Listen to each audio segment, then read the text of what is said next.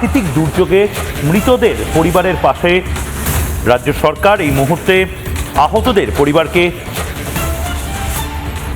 নির্দিষ্টভাবে আর্থিক অনুদান ঘোষণা, 4 লক্ষ করে আর্থিক সাহায্য মৃতদের পরিবারকে। 7 জন মারা গেছে ঝড় বৃষ্টিতে ব্যাপক ক্ষয়ক্ষতি হয়েছে, ঘোষণা মুখ্যমন্ত্রী শুভেন্দু অধিকারীর। আজকে এই দুপুরের পর থেকে আপনার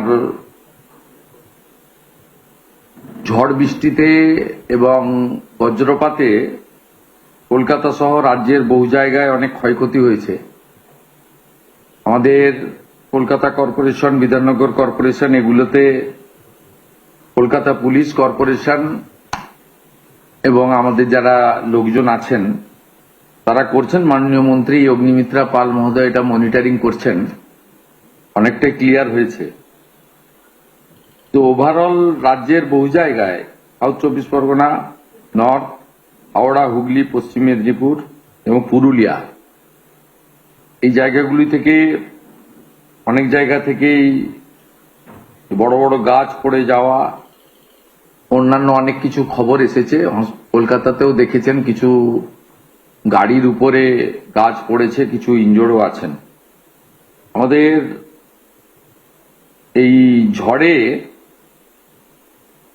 এবং বিভিন্ন কারণ আছে, ইলেকট্রিক শক আছে, রেলের আপনার হাউস কোলাপস আছে, আর আপনার লাইটনিং আছে, সব মিলিয়ে 7 জন মারা গেছে।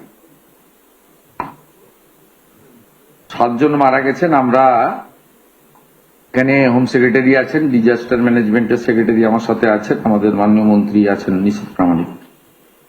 আমরা আমাদের সরকারের যে দপ্তরগুলো আছে তারা মনিটরিংও করছেন। পুলিশকে বলা হয়েছে এবং জেলা শাসকদের বলা হয়েছে পোস্টমর্টম বা অন্যান্য যেগুলো করা। আমরা সরকারের পক্ষ থেকে এই 7টি পরিবারকে আবারও বলি, ক্ষতিপূরণ দিয়ে মৃত্যুর কোনো ক্ষতিপূরণ হয় না, এটা সবাই জানেন।